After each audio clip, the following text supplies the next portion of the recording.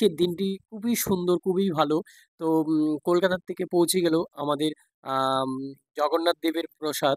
সেই প্রসাদ আমি বিলি করছি। আজকের এই সুন্দর দিনে আমাদের দীঘা কলকাতার থেকে জগন্নাথ দেবের প্রসাদ চলে এলো। তো এবার প্রসাদ নিয়ে আমি বেরিয়ে পড়লাম।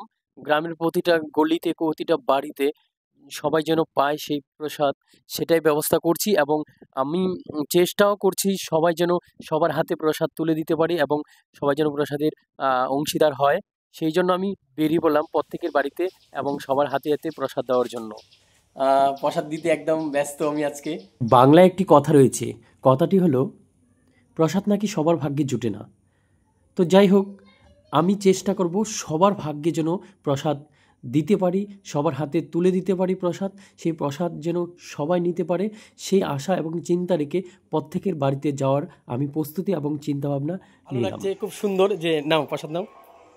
তো প্রসাদ চলে এলাম। তো প্রসাদ বিলি করছি, খুব সুন্দর, খুব ভালো লাগছে। আজকে এত দূর থেকে প্রসাদ আমাদের জন্য, মানে আমাদের জন্য এত দূর থেকে যে একটা প্রসাদ চলে এসলো জগন্নাথের, সেটা আমরা অনেক অনেক খুশি, অনেক অনেক ভালো লাগছে আজকের এই জগন্নাথ দেবের প্রসাদ পেয়ে।